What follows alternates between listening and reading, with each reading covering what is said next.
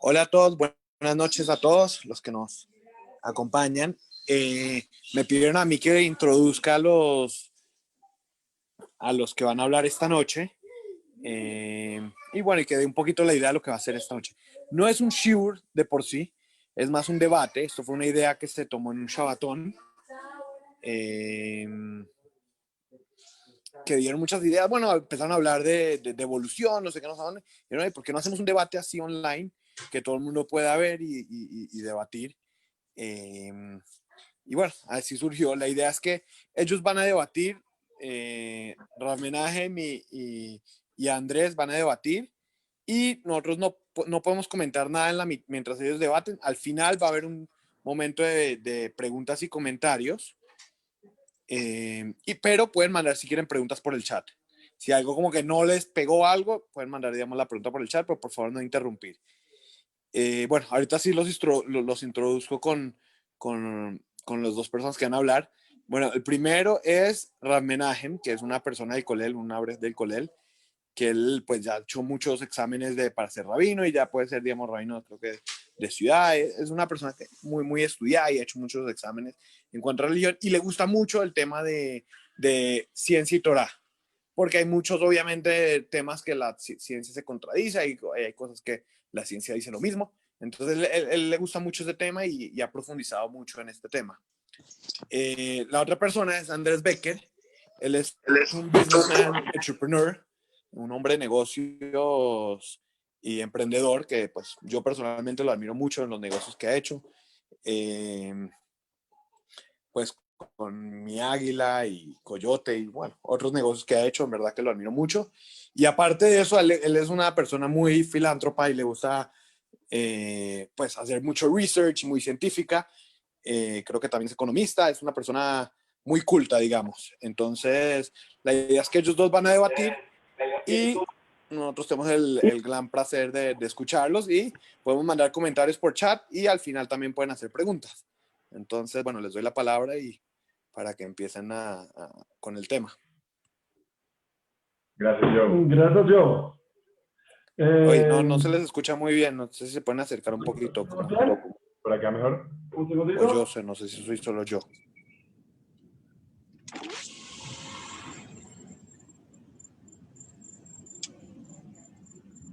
¿Ahora nos escucha mejor? Yo no, pero no sé si alguien más en el público nos puede decir. Yo los escucho como si escuchara lejísimos. Hablen un poco. Menahem y Andrés hablen. ¿Cómo nos escuchan ahora? ¿Ahora se escucha mejor? Sí. Muy lejos, lejos. ¿Muy lejos? ¿Y ahora? Sí.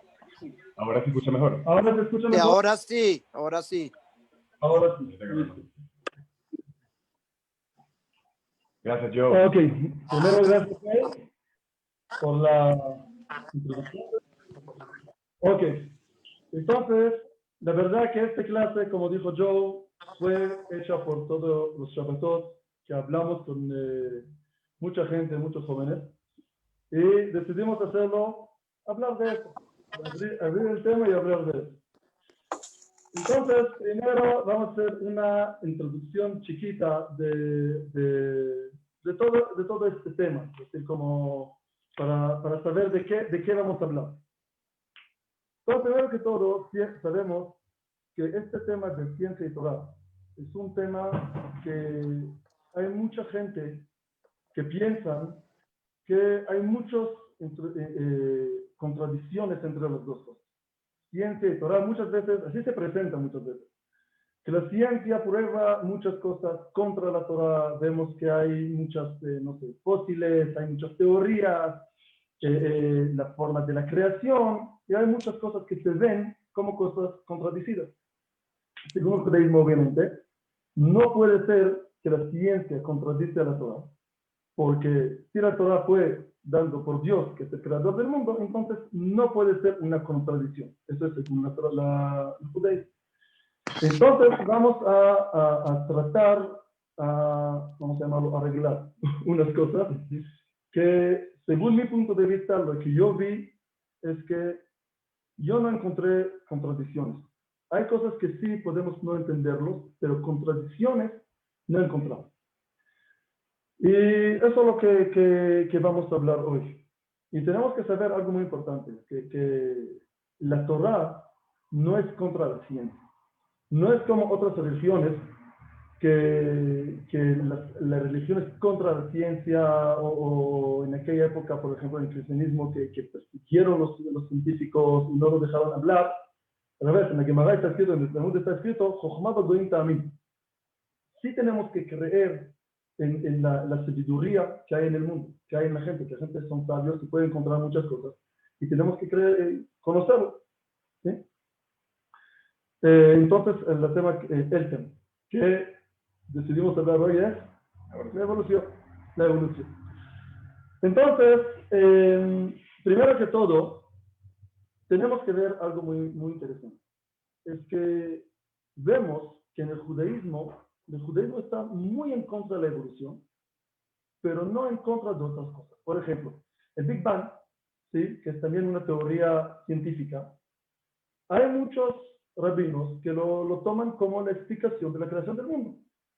Y hasta, eso no es el tema de hoy, pero si uno estudia el Zohar, que fue escrito por Rabbi Shimon Bar Yochai hace 2000 años, muy parecido a la teoría del Big Bang. Entonces, ¿por qué la Torah, el judaísmo, los rabinos, está tanto en contra de la evolución? Ahí agarramos algo diferente, algo que no es lo mismo. Y lo que yo entendí de todo este tema es que hay una gran diferencia entre el Big Bang, por ejemplo, si vamos a tomar como ejemplo, y la evolución. El Big Bang puede ser una explicación, pero la idea de la evolución es totalmente en contra de la Torah. ¿Y por qué? Según la evolución, el humano es otro tipo de animal. Un poquito más avanzado, mucho más avanzado, pero al final es un animal.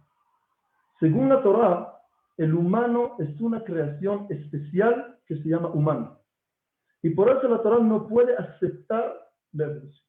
No lo puede aceptar que el humano llegó de algún tipo de animal o que llegó de la misma raíz de animal, porque el humano es otra creación.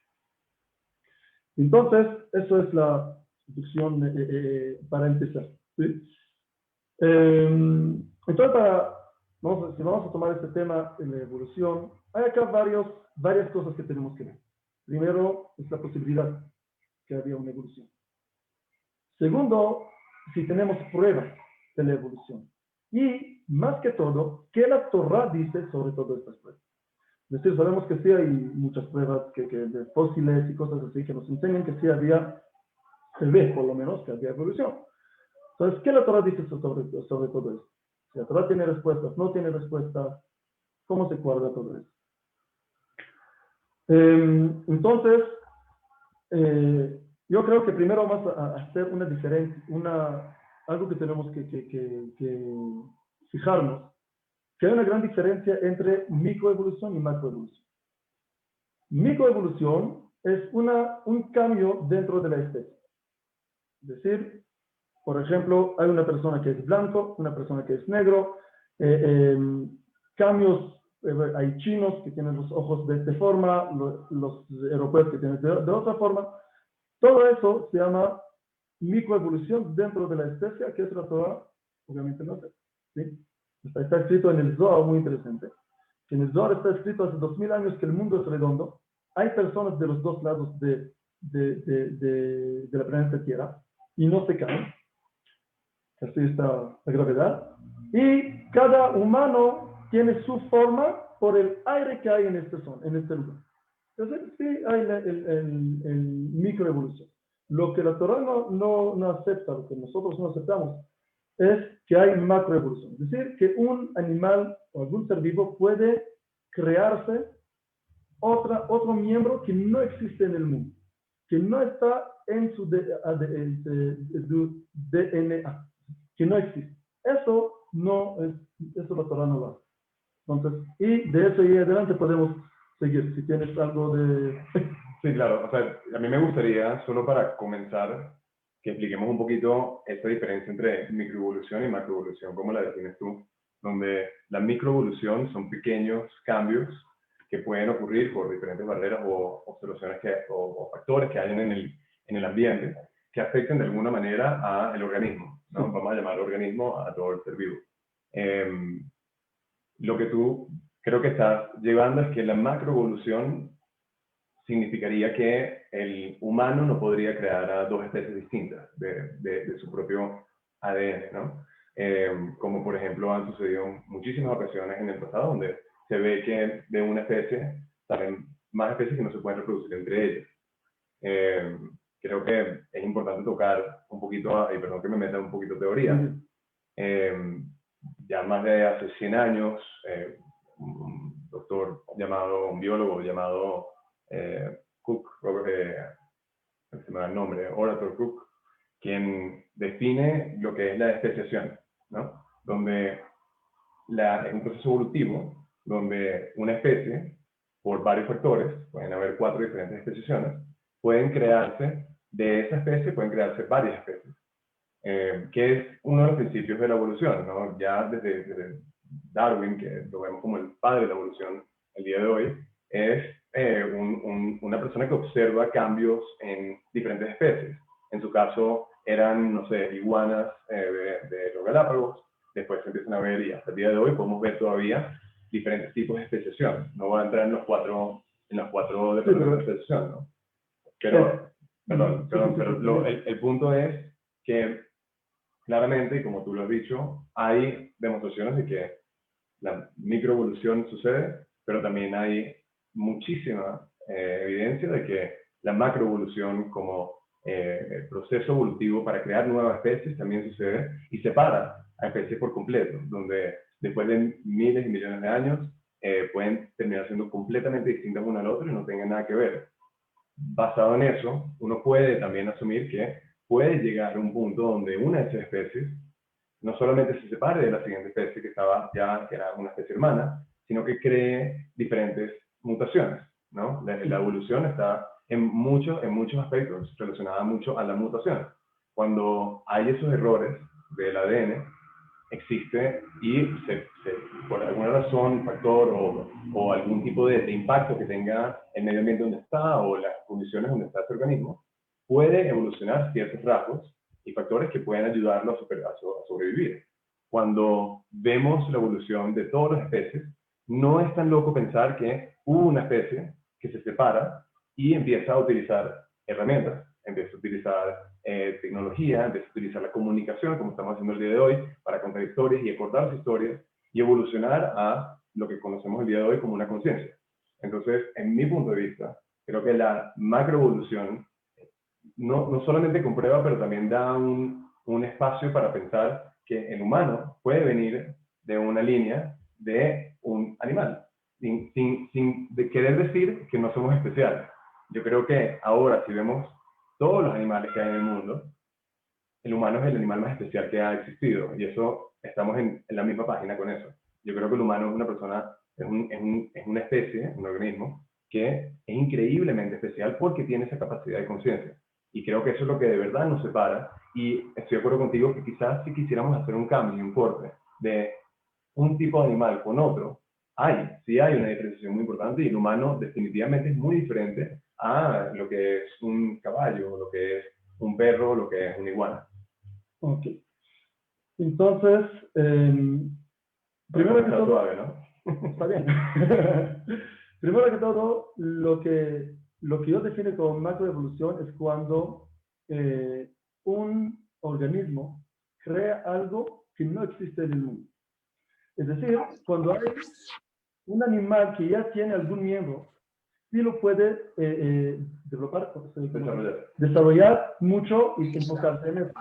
Pero crear algo que no había en el mundo, es decir, en teoría, sí, no había plumas en el mundo, y de repente llega un animal y lo crea, eso es algo que no lo hace.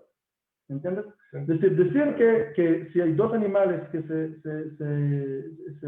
perseveraron juntos, o aún un animal que, si vamos a tomar por ejemplo las bacterias, que hay bacterias que pueden sobrevivir un antibiótico. ¿Cómo? No es que es algo que no había y sí, ahora sí. Es que había unos que sí podían, que existían, sí podían pasar este antibiótico. Y ahora pueden procrear y crear. algo nuevo que se creó en el mundo. Que ya está, entonces eso es lo que yo defino como la macro y el micro. Desarrollar algo que ya está, tranquilo, eso sí puede ser, sin ningún problema. Ahora, por la pregunta de la diferencia del humano y del mono, la verdad que eso quería llegar un poquito más adelante, pero eso es también una pregunta sobre la evolución. ¿Cuándo el humano se hizo procrear? Es decir, hoy sí sabemos que el humano es algo totalmente diferente de cualquier otro animal. Tiene la conciencia. Es algo que es mucho más allá de cualquier otro animal.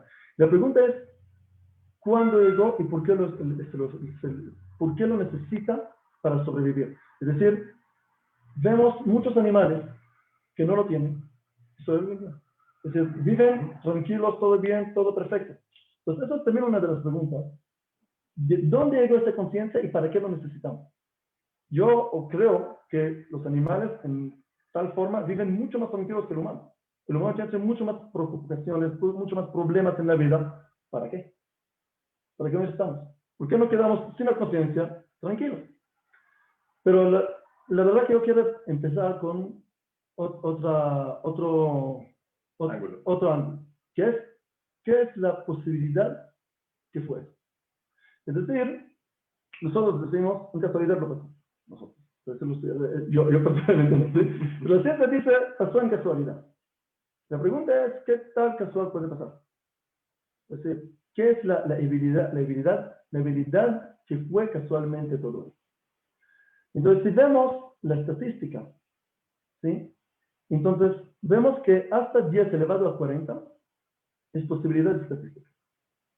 ¿Qué es 10 elevado a 40?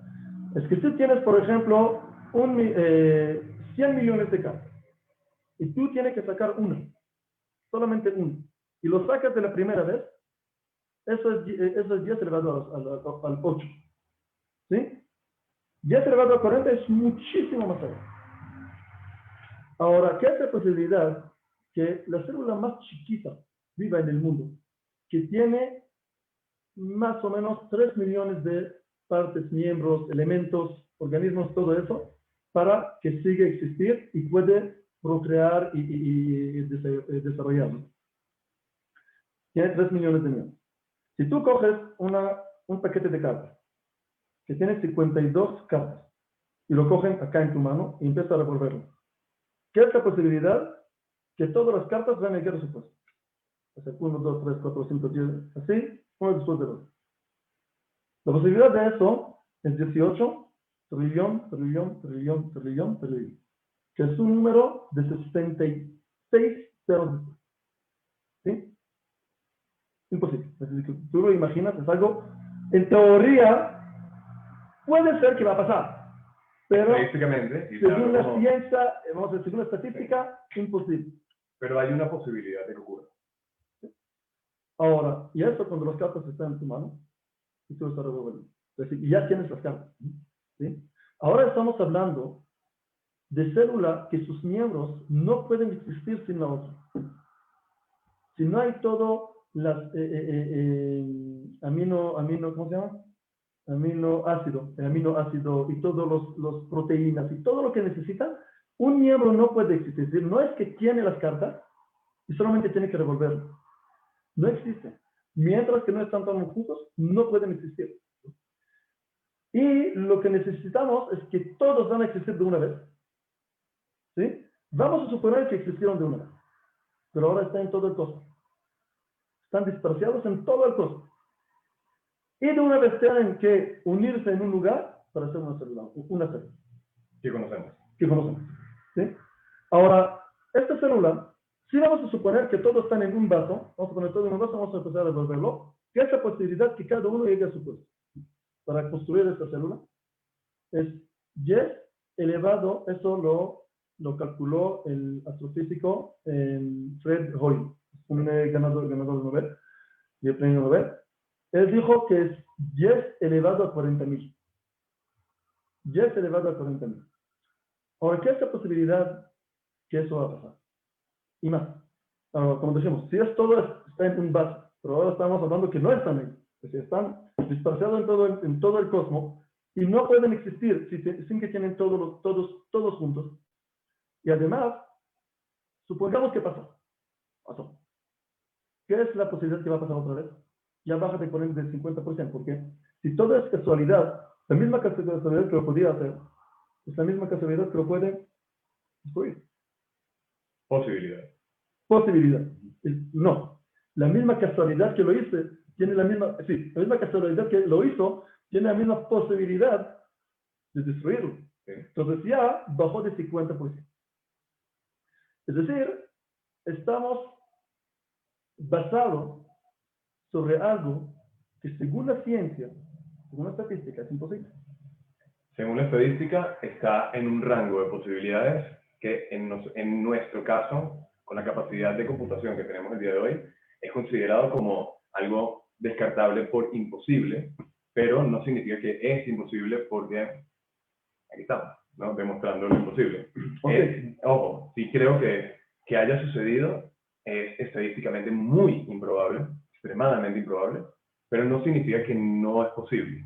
Y claramente lo que hemos demostrado a través de todo lo que hemos estudiado por cientos de años, si no miles, es que aquí estamos, ¿no? Y que de alguna manera sí sucede y cada vez entendemos un poco más. No lo hemos entendido por completo, pero sí entendemos que hay una línea de reglas que continúan dentro de por qué estamos acá y cómo funcionamos, ¿no? Desde cómo funcionamos como un organismo básico, que desde toda la época hemos entendido que cada organismo va peleando para sobrevivir, el tema de supervivencia, y fuera de eso empezamos a entender un tema más celular y después molecular, etcétera, etcétera. Pero lo entendemos y vemos que sí hay una posibilidad de que suceda con los elementos que nos han dado. No es que creamos algo que no existía. Estamos seguros, seguro. Pero del otro lado, cuando empezamos a calcular y pensar todo lo que pasó en esta creación, ¿sí? Vemos que hay demasiados detalles que deberían ser muy, muy, muy exactos. Si vamos a coger, por ejemplo, algo que dijo Steven Weinberg. Steven Weinberg también creo también un físico, un ganador de Nobel también, que dijo que si el Big Bang tenía diferencia de energía de 10 elevado a 120, ¿sí? Poquitito, ya no podía tener vida en el mundo. Y también Stephen Hawking, que dice que cuando tú tomas toda la exactitud de toda la energía, las cantidades de gases, todo lo que pasó en la creación del mundo, es tan exacto, hasta que Stephen Hawking, que no es una persona que crea tanto en Dios, Dios que es obligatoriamente que hay alguien que lo planeó. Es decir, cuando vemos una cosa, podemos decir, ok, pasó. Otra cosa pasó. Otra cosa pasó. Pero, ¿cuánto pasó podemos decir cuando ya son miles de cosas que deben correr uno con el otro de una vez? Y todos los detalles de la posibilidad de vivir en este mundo. Que todos los gases, el oxígeno y todo está exacto por medida. Y vemos que hay alguna forma que todo está planeando desde cero. Es decir, el Big Bang que pasó hace tiempo, ¿sí? Vamos a meter ahora en este tema de la edad del mundo. El Big Bang que pasó hace tiempo ya sabía, entre comillas, que va a dar todos los detalles para mucho tiempo después. no necesariamente, ¿no? Pero así fue. Pues las condiciones se dieron para que suceda esto hoy. No significa que desde ese momento, obviamente es donde tú y yo diferimos, tú crees que hay algo que se planeó desde ese momento. Yo lo que estoy diciendo es, las condiciones se dieron para que suceda algo como esto. Las posibilidades, por más infinitamente improbables que sean, realmente llegamos a un punto donde se logra. Y dentro de ese camino tan largo, no vamos a ponerle un tiempo para no debatir sobre la edad de la Tierra, se ocurren demasiados eventos donde casi completamente terminan de destruir la vida, que no estaban planeados. ¿Por qué no, por ejemplo, por qué no se planeó que no suceda los eventos de extinción de las especies que conocemos el día de hoy. ¿Qué es la extinción de las especies? Perdón. Extinción, cuando dejan de existir las especies por alguna razón. Por ejemplo, un meteorito que venga o que haya un efecto volcánico que haya afectado la temperatura o la compostura la composición, perdón, atmosférica del planeta. Todos esos eventos son errores, al final de cuentas, ¿no? Si fuese un plan, fueran errores. ¿Por qué habrían errores dentro de eso para llevarnos al mismo punto que el plan ya estaba de alguna manera coordinado? Esa es una gran diferencia entre nuestro camino. Yo no pienso que son errores. Es decir, según según mi punto de vista, si Dios no quería que va a tocar que el meteoro se va a chocar con el mundo, no se va a chocar. No es un error. ¿Entiendes? Ahora, lo que tú estás diciendo en teoría es que estamos basados sobre muchas cosas que en realidad no deberían pasar. Pero supongamos que sí pasó. Supongamos que sí pasó y supongamos que sí pasó justo para que llegamos a este momento. Pero según también todos los físicos que están hablando de eso, ellos dicen que desde la creación, es decir, desde el primer movimiento, vamos a llamarlo así, ya todo estuvo adentro, planeado para llegar a este momento. Porque si había algún cambio, si vamos a tomar este ejemplo de Steven Wagner, si había algún cambio, lo más chiquitito, en toda la energía, no podíamos llegar a este momento. Y no importa qué pasara después. No podíamos llegar. Todos los gases y todo el nitrógeno y el helio y todo eso que debería llegar justo a la medida, no podía llegar. Entonces, lo que yo voy es que al final tenemos fe. Tenemos fe. Pero la pregunta es en qué. Exacto, y creo que la gran diferencia entre lo que tú estás diciendo y lo mío, que no es tan grande para mí, es qué significa que esté planeado. ¿Qué es un plan? ¿No? La única diferencia que tenemos tú y yo es que yo pienso que estadísticamente están las posibilidades que ocurra y hay un camino que se crea. Estadísticamente no. Puede ser que pasa. Pero estadísticamente no. Puede ser que suceda. Pudo haber sido que no suceda. Pero había una posibilidad de que suceda que para mí suena como un plan. Que puede ser que suceda que el camino vaya hacia allá. La única diferencia es que tú me dices, alguien o una entidad, Dios en este caso, planeó ese camino. Pero no es una diferencia tan importante, pienso yo. Creo que realmente, cuando realmente vemos hacia dónde llegamos el día de hoy, y nos ponemos y volvemos a pisar el día presente, creo que lo importante es entender a quién nos lleva todo nuestro pasado.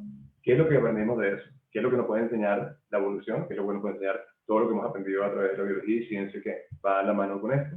¿Y a qué queremos llegar con eso? ¿Y qué queremos crear con esa conciencia que por alguna razón logramos desarrollar o fue otorgada? Te voy a decir que esa diferencia entre mi punto de vista y tu punto de vista, si hay plan o no hay plan. Si hay plan, es que alguien lo planeó. Alguien que lo planeó tiene algún propósito. Tiene algún propósito. Si no hay plan, el mundo no tiene propósito. Si el mundo no tiene propósito, entonces tenemos una pregunta muy filosófica, muy, muy profunda. ¿Por qué estamos acá? ¿Y qué vamos a hacer acá? ¿Y qué vamos a hacer acá? Totalmente de acuerdo. Entonces hay una gran diferencia si hay plan o no hay plan. La pregunta es, si hay un plan, ¿Qué es el plan? ¿cuál es el plan? Ok. ¿Cuál es el plan? Ok, entonces vamos a llegar a eso, pero esto creo que vamos a dejarlo para un poquito más tarde. Primero vamos a hablar un poquito de la evolución, que es lo que decimos que vamos a hablar. Entonces, lo que yo voy es que la gente, o vamos a llamarlo el mundo moderno, dice que las religiones es una fe ciega. ¿Sí? Porque creen en Dios, que nadie no lo vio. No lo vimos. Podemos sentirlo. Espiritualmente sí podemos sentir, pero no vamos a llamarlo de una forma más profunda. Pero ninguno no lo vio, por lo menos no de nuestra generación. ¿Sí? Entonces ellos dicen, están creyendo en algo, en una fe ciega, en algo que no podemos ver, en algo que no sabemos si está o no está. Lo que yo voy es que todos creemos en una fe ciega. Y eso es la forma de pensar. ¿Por qué? Tampoco nos vimos muchas cosas. Tampoco, según lo que estamos hablando ahora, que puede ser que pasó, y creemos que así fue. ¿Quién dijo que así fue? No sé. Lo que tú estás diciendo es, estoy acá, eso es la prueba que así fue.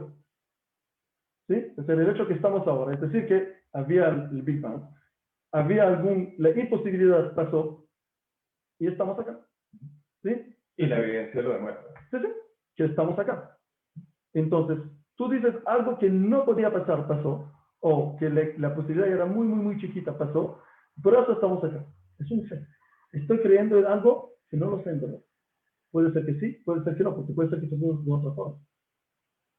Pero que lo hemos demostrado científicamente. ¿Cómo funciona? No, No hemos... explicamos un camino cómo podría ser que pasó, Correcto. pero no explicamos, no probamos que así fue. Entonces, la diferencia, es decir, en realidad, estamos creyendo en algo que nos contamos, nos cuentan cuentos, que podemos creerlo, podemos no. La pregunta es, ¿qué cuento es el más probable? La pregunta es, ¿qué cuento es el más probable? Y la probabilidad, hablando como economista y estadística, la probabilidad se demuestra a través de evidencia, ¿no? Mientras más evidencia haya de que algo haya sucedido, más probable es que sucedió de esta manera. Sí, pero tú ves ahora y ya después que todo pasó. Es decir, ya que hay todas las células, hay las células que ya pueden desarrollarse, que ya hay todo, tú dices que ya pasó. Ves cómo funciona y dices, Sí, bueno, dices, me imagino que así pasó. Me imagino. la evidencia dice, y por eso puedo asumir de una manera educada que sí. Entonces es una hipótesis aquí. Dice, tú dices, sí, puede, así puede ser que pasó. Entonces es una fe. Eso se llama una fe. Tú estás creyendo en algo que no sabes, es decir, que no lo probaste, vamos a llamarlo así. Pues que eso, así fue. eso es lo que es un proceso científico, ¿no? Es una hipótesis y llevarlo a un proceso científico para llevar a una teoría. a una demostración, a una prueba. Hay prueba que se llama empírica, que eso es algo que tú lo pruebas en un laboratorio, tú lo traes, tú lo pruebas y así. ¿Sí? Pero eso no lo probaron en un laboratorio. Es una hipótesis. La evolución, sí, de la que estamos hablando. La evolución, la forma que se desarrolló todo. Estamos ahora en 2020, estamos hablando de qué pasó hace 500 billones de años. Estamos pensando, imaginamos que así pasó. Sí, lo que hemos tratado de entender, y creo que es todo el proceso de estudio hacia la evolución, es qué nos lleva hasta el día de hoy, ¿no? Y la única manera que tenemos, porque vivimos el presente, es viendo hacia atrás. Y lo que hemos comprobado a través de, no sé cómo se dice en español, carbon dating, ¿no? Estudiar la edad del carbono, podemos ver que la Tierra tiene 4 billones de años. Después de eso viene, obviamente, cuando aparece la vida, como la conocemos el día de hoy con las eucariotas y las procariotas. Estamos hablando de billones de años atrás. Y después empezamos a ver la vida un poquito más complicada, más desarrollada, que se empieza a ver ya hace 5 millones de años. Después empezamos a ver el primer restos, ¿no? Estamos hablando de todos los restos que hemos encontrado. Empezamos a ver restos que tienen 5 millones de años, que es el primer parecido al humano, ¿no? Cuando Australopithecus, creo que se llamaba, si no pasamos al siguiente paso de la historia que encontramos y pasa un periodo muy largo de más o menos 3 millones de años, donde empezamos a ver el Homo sapiens. Bueno, primero viene el Homo habilis, después un millón de años después vemos el Homo sapiens, y después, hasta hace muy poco, estamos hablando de muy poco en teoría del tiempo, ¿no? Un hilito en la cadena del tiempo, ya vemos lo que es el Homo sapiens sapiens y el Neandertal, creo que se dice en español, hace 100.000, 80.000 años. No hace mucho, ¿no? Estamos hablando de hace muy poco tiempo. ¿Cuándo creamos conciencia? No lo sé. ¿Cuándo se empieza a crear la conciencia? No lo sé. Pero hemos descubierto demasiada información a través de los restos que hemos de alguna manera encontrado para demostrar que ese fue el proceso y los movimientos de esas comunidades, cómo fue el proceso a llegar al día de hoy, como nos conocemos como humanos. Y eso podemos hacerlo para cada una de las especies que existen en el mundo, en su gran mayoría, porque muchas no hemos podido encontrar eso porque, como sabemos, hay factores del planeta que afectan y no nos permiten encontrar todo perfecto. Estamos hablando, o sea, para llegar, para entender, estamos hablando de 100.000 años para el relativo más cercano a nosotros, de nuestra especie, que son los neandertales, ¿no? Los neandertales. Imagínate conseguir un rastro hace 5 millones de años y tener que demostrar cómo se separa del simio, ¿no? Cómo se separa del primate. Obviamente es una tarea muy difícil, pero todas las herramientas y todas las evidencias que tenemos hasta el día de hoy complementan esta teoría, ¿no? Y se ha demostrado una y otra vez que toda la teoría biológica de la evolución sigue ese mismo patrón. Y es lo importante que tenemos que entender para decir, ok, existe o no existe. Y tú mismo me dijiste, mira, la evolución judía cree en la microevolución. Microevolución. Pero entonces vamos a tocar la verdad este punto. Este punto de los fósiles, vamos a tocar este punto. Primero que todo tenemos que saber que en todo el tema de los fósiles hay mucho cosas falsas. Es decir, los fósiles no cualquier persona puede llegar a eso. O sea, aun cuando ya encuentran algún fósil, ¿sí? No es que está abierto, que todos los científicos pueden llegar y investigarlo y todo eso, sino es muy pocos de científicos que tienen la posibilidad de llegar a este fósil. Segundo, nos cuentan muchos cuentos que hay muchísimos fósiles en el mundo, pero la verdad que el fósil, la verdad que no lo averigué ahora, pero lo averigué hace 2 meses, el más completo que tenemos es un fósil que se llama Lucy, que es un fósil que tiene 40% de su cuerpo. ¿Sí? El enlace perdido. ¿Ah? El enlace perdido. Sí, dicen que es el enlace perdido. Tercero, la Torá nos da respuestas sobre eso. Es decir, nosotros estamos construyendo un árbol, que eso también es muy interesante, que nosotros estamos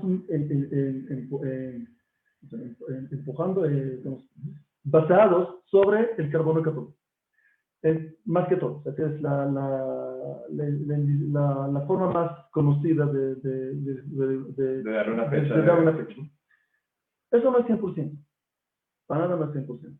Es decir, vemos que muchas veces vieron animales que murieron hace unos minutos y dieron edades mucho más allá. Vemos que dieron en números totalmente contradicidos a otras formas de chequeo de qué edad tiene el objeto. Ahora, el problema más grande que yo personalmente tengo con todo eso es que al principio había la escalera, como se llama, por lo menos en hebreo, que había, como vemos, la foto conocida de un mono que está así, empieza a parar, hasta que está así. Y después se cambió a como un árbol. ¿Por qué se cambió a un árbol? Porque vemos que había muchos cambios. Ahora, lo que pasa es que nos da la edad de algún cráneo o algún fósil, muchas veces no es por carbono 14, sino es porque así guarda en la edad. Ahora, aunque lo encontraron en una parte geológica mucho más joven, pero como no guarda con las edades, lo pusieron en un lugar mucho más viejo, mucho más antiguo. Es decir, que eso no es una ciencia 100% empírica, si vamos a llamarlo así. Y estamos de acuerdo que hay cosas que pueden suceder, como si hoy yo pongo estos micrófonos aquí enfrente y mañana hay una inundación, ¿verdad? Puede ser que flote y llegue a otro lugar donde no debería estar, ¿verdad?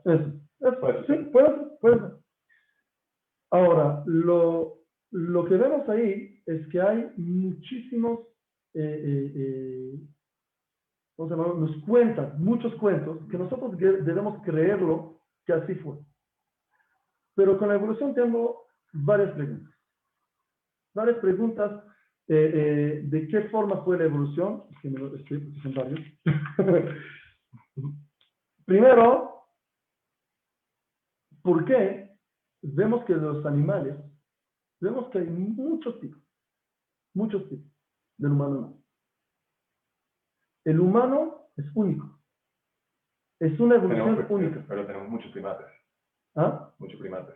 ¿Qué es primates? Los monos, pero Sí. son animales. Primates. No se acercan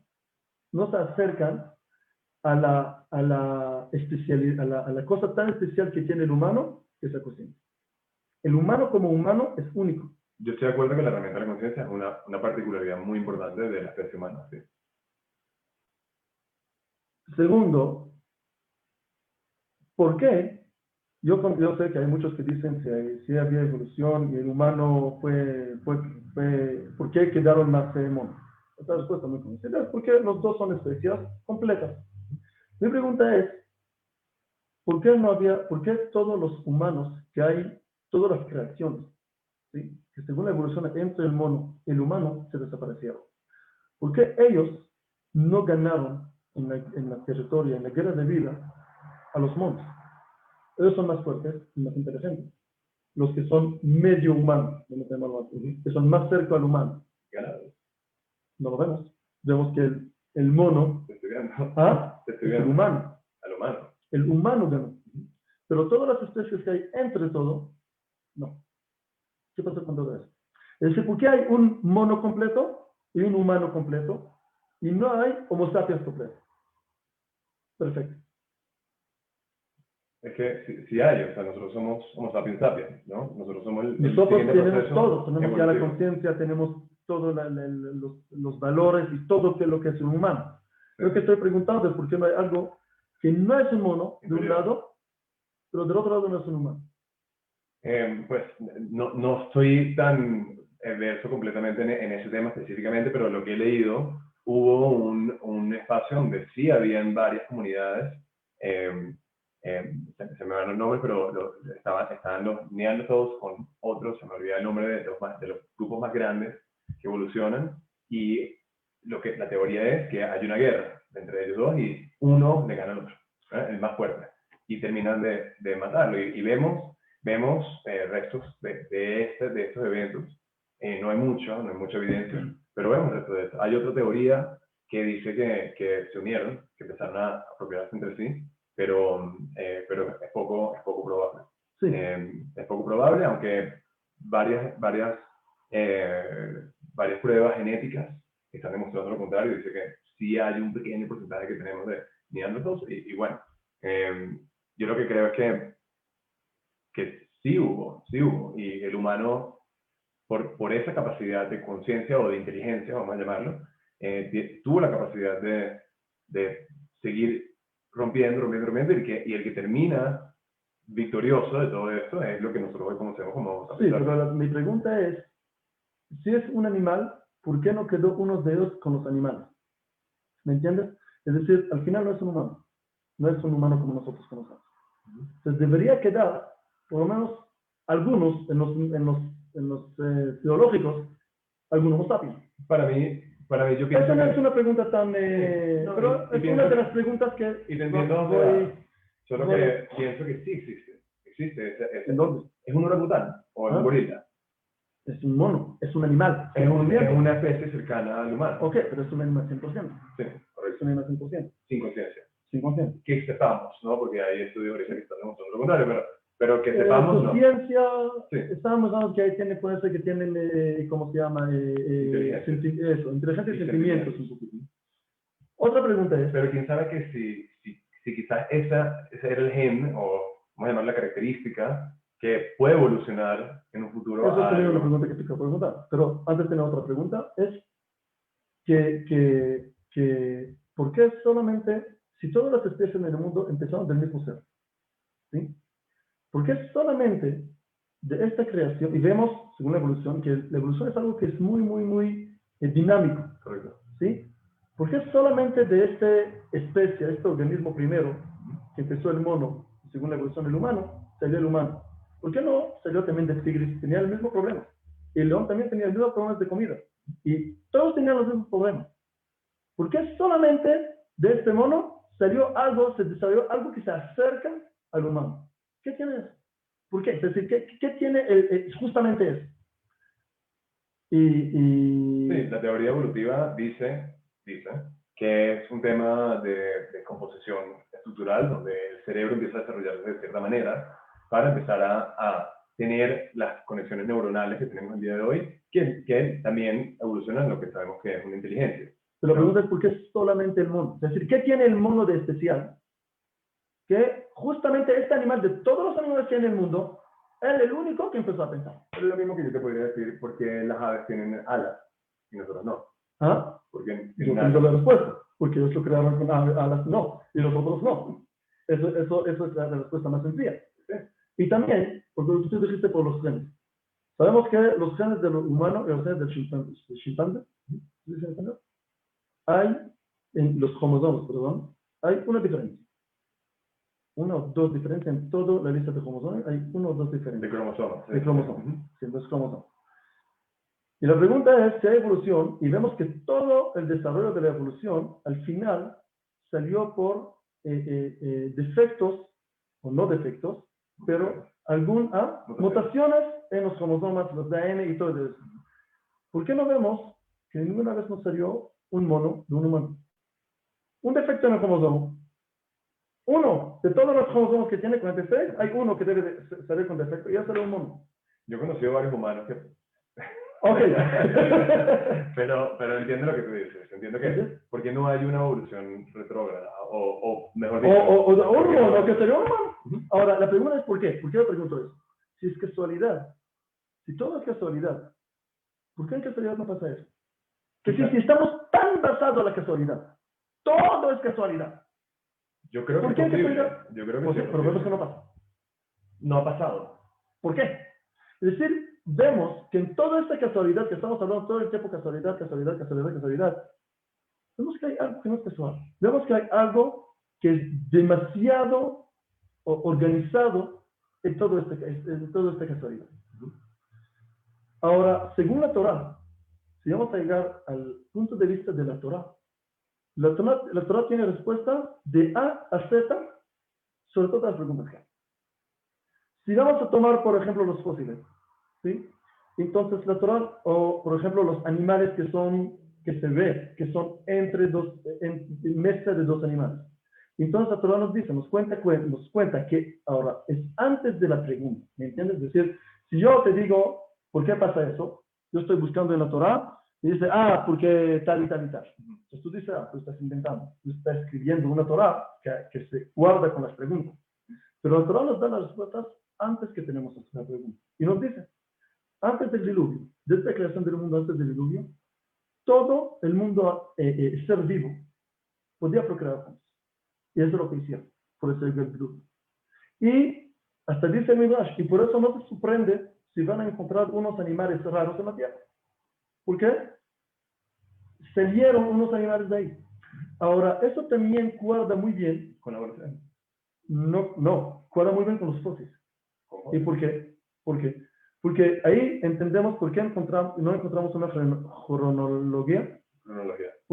cronología en las edades. Porque puede ser que salió un humano, por ejemplo, un humano tenía relaciones con un humano. Salió un Homo sapiens. Ahora, este Homo sapiens puede ser que salió más parecido al humano. O sea, tu teoría, o la teoría, no sé si estás hablando por ti o por la Torá, pero la teoría que estás argumentando es que el Homo sapiens es una junta de un humano y un mono. Lo que yo estoy diciendo, sí, es verdad. Pues si es verdad que encontraron, entonces puede ser que esa es la respuesta. Porque la Torá nos dice que eso pasó y eso era el resultado. ¿Entiendes? Pero no encontramos humanos antes de los Homo sapiens. ¿Ah? O los Homo habilis. Sí y no. Porque sí encontramos señales de humanos desde hace más que 680 millones de años. Ya hay señales que había humanos. Por ejemplo, 150 millones de años. 680 millones de años. Sí. Hay, por ejemplo, hace 680 millones de años, hay una bola de metal que tiene líneas que son hechas por alguien, como una escritura. Hace 250 millones de años hace 500 millones de años hay escritura, eso es en Estados Unidos, escritura sobre un mármol que tiene edad de 500 millones de años. Hay un paso de un pie de un humano que tiene 150 millones de años, en Estados Unidos, que es Minnesota, al lado de un paso de un dinosaurio que tiene la misma edad, el mismo lugar. Es decir, sí encontramos señales de humanos mucho más antiguos, ¿sí? Segundo, según la Torá, también encontramos huesos que tienen edad de 80 millones de años. Humanos. Huesos humanos con una flecha larga, que tiene 80 millones de años. Entonces, sí encontramos todo. ¿Cómo se mide esa edad? Me imagino con carbono 14 o con todos la misma forma que están averiguando los otros casos.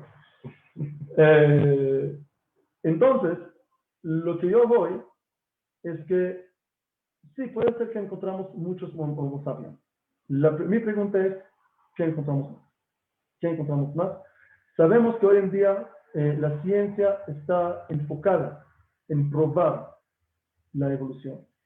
Y por eso hay muchas cosas que no son de ahí, que no guardan y no lo enseñan. Como una vez hablamos de todo el tema de los dinosaurios y todo eso. Entonces, la Torá nos da una respuesta por los fósiles. La Torá nos da una respuesta de la forma de la creación del mundo. La Torá nos da una respuesta por qué encontramos todo lo que encontramos. Y nos da una respuesta también de que sí hay un plan al mundo. El mundo sí tiene un plan. El mundo tiene un creador que no fue casualidad. Y sí lo vieron. En la época cuando Dios entregó la Torá al pueblo judío, que eso no llegamos en esta clase, no creo que vamos a llegar porque estamos tarde, creo que eso vamos a llegar a la próxima clase. La Torá nos muestra la sabiduría que hay dentro de la Torá. Que el mismo que planeó este mundo dio esta Torá. Hay demasiada información en la Torá que nos enseña que alguien conoce lo que pasa en este mundo. Si podemos traer, por ejemplo, los peces, que la Torá nos dice que no existe en el mundo un pez que tiene escamas y no tiene aletas. Si la Torá nos dice que hay 4 tipos de animales, que 3 de ellos son rumiantes y no pezuñas, uno que es pezuña y no rumiante. Y muchísima sabiduría y conocimiento del mundo que en aquella época no lo podían tener. No lo podían saber, que entre comillas eso es también contradictorio de la evolución. Porque vemos que hay un Dios que conoce el mundo y Él nos dice, eso es lo que cree y eso lo que van a encontrar. O que en aquella época los humanos eran mucho más, pero mucho más inteligentes que nosotros. Porque podían llegar a conclusiones y a cosas que nosotros, con todas las herramientas modernas que tenemos, casi no podemos llegar a eso. Y ellos llegaron sin todas estas herramientas. Así que eran mucho más inteligentes que nosotros, eran mucho más primitivos. Pero vemos que hay mucho más cosas que aún con todo lo que, si vamos a imaginar que eran muy sabios, no podían llegar. Aunque si es una persona muy sabia, no puede entrar en el océano para decirte, escucha, en todos los océanos no vas a encontrar este tipo de este ser vivo. No estuvieron en todo el mundo, había muchas partes del mundo que eran inconocidas. ¿Sí? Pero vemos que la Torá te dice, sí hay, eso es lo que va a pasar, eso es lo que va a pasar. Yo creé el mundo y eso, y así es, y ya. Y es muchísima sabiduría. No es algo que tú dices, eso, le salió bien, dijeron bien. Sino es algo demasiado grande y plano y un conocimiento demasiado grande sobre todas las cosas que te dice así es. Sí, y creo que nos estamos comiendo el tiempo, pero yo estoy de acuerdo contigo. La religión judía a mí siempre me ha parecido una religión increíblemente inteligente. No sé cómo llegan a ciertas conclusiones. En mi parecer es que es una religión muy científica. muy científica, en cierto, Lo que hablamos al punto. principio.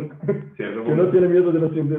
Exacto, no tiene miedo a la ciencia. Yo creo que eso es muy importante y creo que por si A o B razón se han llegado a conclusiones muy interesantes de qué comidas se pueden comer o qué cosas se deben hacer para mantener una limpieza corporal, que evitan enfermedades futuras. Son puras cosas que tú dices, viéndose el pasado, y dices, wow, ¿cómo puede ser que alguien se imaginó eso? Hasta lo que estábamos hablando el otro día, Shabbat, de los niños, que por qué se le hace el Brit Milá a los 8 días, sabiendo que ese es el día donde tiene más plaquetas blancas, glóbulos blancos, perdón. Son muchas cosas muy interesantes que te dice una religión que yo, como judío, porque sí me sigo considerando muy judío, por más que me gusta mucho la ciencia, creo mucho en que realmente están dando ese ejemplo a seguir de no solamente continuar creyendo, pero también continuar cuestionando. Y que es lo que estamos haciendo el día de hoy, ¿no? Seguir cuestionando para llegar a conclusiones de cómo deberíamos seguir viviendo de la manera correcta, planeada o no planeada. Entonces, si vamos a concluir todo lo que hablamos hasta ahora, es que tenemos muchas preguntas, muchísimas preguntas. La ciencia nos explica muchas cosas, pero lo que queda, vamos a llamarlo problemático, por lo menos desde mi punto de vista, es que hay demasiadas cosas que vemos, que se ve por lo menos, hoy en día sabemos que se ve como un plan, que todo era organizado por algo. Puede ser, como tú dijiste, puede ser que pasó. Pero cuando llega la Torá y te dice una respuesta para todas las cosas, ahora no es una respuesta que crees y ya, sino que da pruebas y respuestas por todo, prácticamente todas las preguntas que tú tienes, y guarda con todo lo que tú tienes. Y tú ves que la Torá, como la Torá, es una sabiduría mucho más allá que la sabiduría humana. Eso te dice algo. La pregunta es, ¿qué es cara? Pues creo que vamos a hablarlo la próxima vez. Ok, gracias a todos. Creo que empecemos este tema. Me imagino que la próxima vez vamos a profundizar un poquito más y vamos a hablar un poquito más de ciencia y Torah. Ahora era más como en teoría, más allá. Y también vamos a tocar el punto muy, muy interesante de qué sentido y qué es el propósito de la vida. En otras palabras, ¿para qué vivir? ¿No? Gracias a todos. Si alguien tiene preguntas o algo que quieren preguntar, con mucho gusto. Y si no, podemos terminarlo. ¿Quién nos dice? Yo. Creo que hay unos chats. No, yo creo que quedó claro. No sé. Todo bien. ¿Listo? Entonces vamos a ver el chat. Sí, creo que hay unas preguntas ahí respondidas.